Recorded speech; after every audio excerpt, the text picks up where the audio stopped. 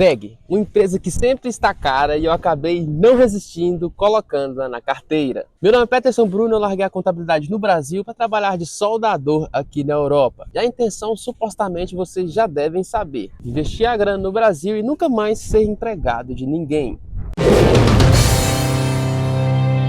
Diretamente de Burgos, Espanha, vamos falar sobre ela, a WEG. Eu sempre achava essa empresa cara, até que por várias vezes aqui na Espanha, eu acabei esbarrando por motores desta empresa. E foi aí que me despertou o interesse de estudar um pouquinho mais sobre ela. Uma multinacional que foi fundada em 1961 em Jaraguá do Sul, Santa Catarina. Ela é uma das maiores fabricantes de equipamentos elétricos do mundo, atuando nas áreas de comando e proteção, variação de velocidade, automação de processos industriais, geração e distribuição de energia, tinta e vernizes industriais. Podemos citar N outros setores em que a empresa atua, mas aqui eu acho que vocês já entenderam um pouquinho sobre a empresa. No primeiro momento, eu gostaria de fazer uma analogia com vocês. Vocês pagariam o mesmo preço de um carro convencional em uma Lamborghini? Da mesma forma é a WEG. Aos olhos dos investidores,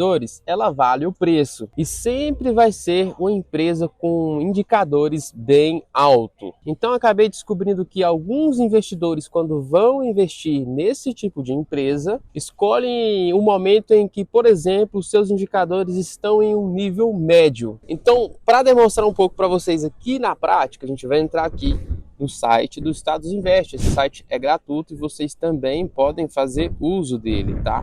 Então, o primeiro que a gente vai olhar é o PL, que está a 32,89.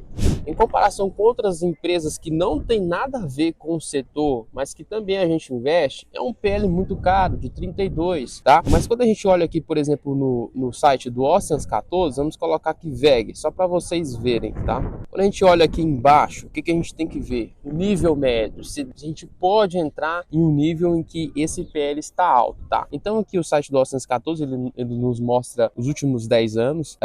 Aqui ele vai mostrar uma média do último ano. Ele não está assim como aqui no Status Invest, como vocês podem ver, que está um PL atualizado, por isso que tem essa diferença. Então, por exemplo, em 2014, o PL da WEG estava 25, em 2015 20, depois 22, 34, 27, 44, e assim, parece uma coisa estupenda, mas em 2020 investidores aceitaram pagar pela empresa um PL de 66. Então, assim, é um PL alto. Se a gente for olhar aqui o próprio site do Oceans 14, que mostra praticamente um PL anual, a gente pode olhar que a gente estaria entrando em um PL de 28, tá? Então, sim, se a gente fosse analisar só a questão do PL, a gente estaria fazendo um bom negócio, entre aspas. É lógico que a gente vai ter que fazer mais uma série de análises, mas vamos analisar um por um. Outro fator que devemos analisar é o P sobre VP. Quando a gente olha aqui, por exemplo, no Status Invest, tá? O P sobre VP dele está muito alto, 10,14, tá?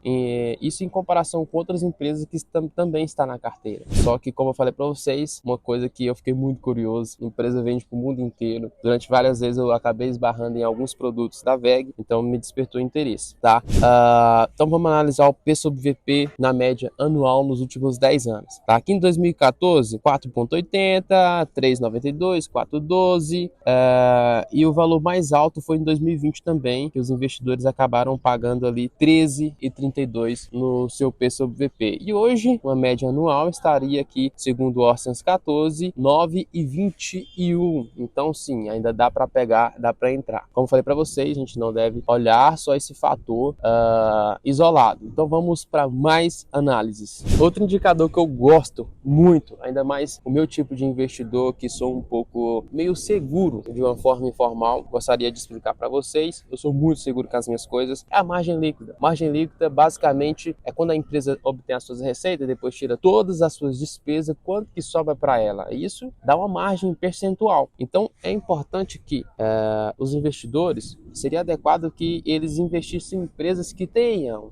uma margem acima de 10%. Como, por exemplo, as varejistas não têm uma margem acima de 10%, é um setor que, quando acontece algum tipo de coisa, como, por exemplo, crise de 2008, impeachment da Dilma ou o Covid mais recente, são empresas que sofrem muito, que às vezes obtêm prejuízo e muitas das vezes começam a pedir recuperação judicial. Por quê? Simplesmente porque não tem a capacidade, sua margem é baixa. Então vamos supor que de 100 mil, se a margem, por exemplo, se a empresa fatura 100 mil reais, se a margem é 5 mil reais, então ela tem uma margem de 5%.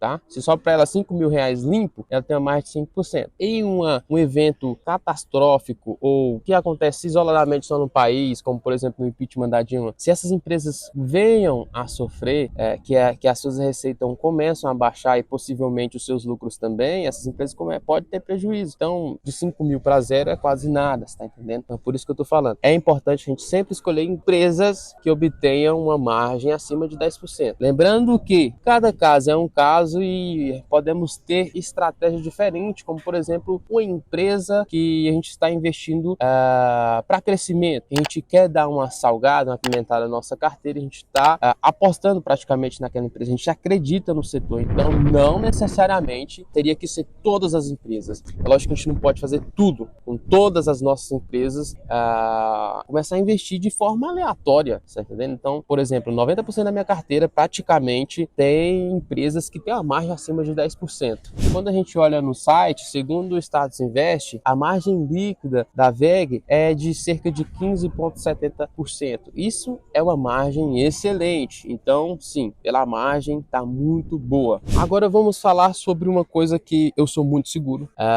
que eu não gosto de obter. Estou mudando o conceito sobre isso. Agora com o meu sócio, atualmente eu tenho um sócio, ele, Bruno, se a gente quiser alavancar a empresa, a gente não pode usar só nosso dinheiro. Então, estou mudando um pouco o nosso conceito. Mas vamos falar sobre dívida. Eu não gosto de dívida, tá, cara? Vou ser sincero para vocês. Então, vamos falar sobre a dívida da VEG. Como que anda a dívida da VEG? Esse vai ser aqui o nosso último indicador para análise aqui no nosso vídeo, para vocês entenderem um pouquinho. É lógico que para você investir numa empresa desse tamanho, colocar ela na sua carteira, vocês não tem que olhar só esses indicadores. Mas aqui eu creio que vocês já vão entender aqui mais ou menos o caminho, tá? Então, quando a gente, por exemplo, vem aqui na dívida da VEG, a gente pode ver que ela tem de disponibilidade em 2023, isso no ano inteiro, tá? No ano passado, ela teve de disponibilidade 7 bilhões de reais, tá? Enquanto o seu patrimônio líquido era de 17 bilhões de reais. Então você pode ver que a empresa tem de caixa quase a metade do que ela tem de patrimônio líquido. Então sim, sobre o caixa da empresa, uma empresa que se ela quiser a qualquer momento fazer um investimento, surgiu um investimento aqui para você investir numa geração de energia nova, assim, ela pode meter a mão no bolso sem precisar, dependendo do investimento, do tamanho do investimento, sem precisar pegar de um banco, por exemplo, porque ela tem caixa, tá? E sobre a dívida, Bruno, quanto que essa empresa tem de dívida? No ano de 2013, segundo o Oceans 14, a empresa estava com saldo negativo de 4 bilhões. O que isso quer dizer? Que a empresa não tem dívidas, ela tem um saldo negativo. E como que é essa empresa ao longo dos tempos? Que a gente não deve analisar só o ano passado, a gente tem que analisar pelo menos os últimos 10 anos, correto? Então o patrimônio da VEG aqui, por exemplo, em 2013 era de 4, depois 5, 6, depois caiu para 6,70, 6, 7, 8, 11, 14, 15, 17. Então, empresa que você pode ver que o seu patrimônio ela vai aumentando. Não é aquela coisa que, por exemplo, é uma Apple da vida que estoura. Não é isso, galera. Mas é empresa que sempre vai aumentando. Você quer investir? Eu quero investir numa empresa que aumenta o seu patrimônio, correto? E sobre as disponibilidades, sobre o seu caixa, ela sempre foi aumentando também. Sempre foi uma empresa saudável, nunca mostrou um caixa negativo. E sobre a sua dívida, Bruno? Nos últimos 10 anos também, ó. Em 2013 ela tinha uma dívida negativa de 164 bilhões, depois 101, depois ela obteve uma dívida realmente para pagar ali em 2018, em 2015, desculpa. E depois, ó, para vocês verem, só negativo, em 2018 ela obteve uma dívida, depois negativo. Uma empresa assim, que aos meu ver, desculpa, Matheus não faz graça, Matheus gosta quando eu erro. Ao meu ver, é uma empresa que sim, dá para entrar. Galera, como eu falei para vocês, uma empresa que eu comecei a admirar, comecei a observar, estudar, e sim, estou com ela na carteira. Só que ela tem indicadores altos, galera, não dá para colocar muito, tá? Então, o que que eu vou mostrar para vocês? Eu vou vir aqui na minha planilha, rebalanceamento, tá? Essa planilha aqui, ela tá atualizada do nosso novo quadro que a gente tem aqui. Para quem não sabe, eu zerei toda a minha carteira e comecei uma nova carteira aportando R$ 1.000 por mês, tá? Inclusive, se você tem interesse de ver esse tipo de conteúdo, já se inscreva no canal. Deixa aqui se você está então investindo mais ou menos esses R$ 1.000, 7.500, 7.200, não sei. Mas enfim, a gente pode ver aqui que eu coloquei 10% na VEG. Só que esses 10% tem uma pegadinha aqui, tá, galera? Vamos lá que eu vou explicar para vocês.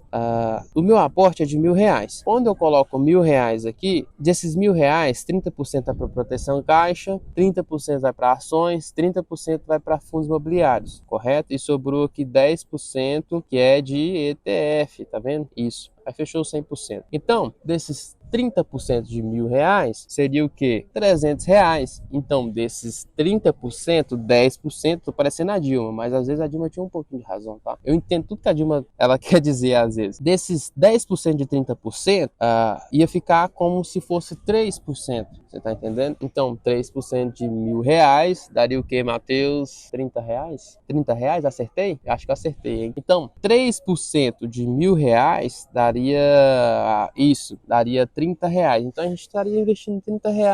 Cara, você olha de R$ 1.000, R$ 30 em uma empresa dessa, que para mim, por mais que os indicadores estejam altos, mas que os investidores acreditam, também acreditam, é uma excelente empresa, como eu falei para vocês a analogia da Lamborghini, cara, isso aqui não é nada, isso aqui você pode ver que não vai nos atrapalhar. E por exemplo, eu como essa nova carteira eu quis dar uma apimentada, eu coloquei no BR33, que, por exemplo, não tem uma margem boa na VEG, por exemplo, dos últimos 10 anos. Entendeu? Então, cada caso é um caso. A gente está aqui, a intenção da VEG na nossa carteira é o quê? É dar uma ancorada. Uma empresa segura, sólida. Lembrando que ela nem paga excelentes dividendos. Então, a empresa que eu admirei, e falei, cara, vou colocar na carteira e vou colocar. E ela está aqui. E é isso aí, pessoal. Espero que eu tenha explicado para vocês, espero que vocês tenham entendido. Eu procuro muito assim tentar falar com coerência, falar formal também, mas de uma forma que vocês entendam. Vocês estão me entendendo? Então é isso, espero que vocês tenham gostado. Já deixa um like, já comente, compartilhe esse vídeo com aquele amigo seu que está começando a investir, que talvez isso pode ser muito útil para ele, tá bom? Sucesso e até o próximo vídeo.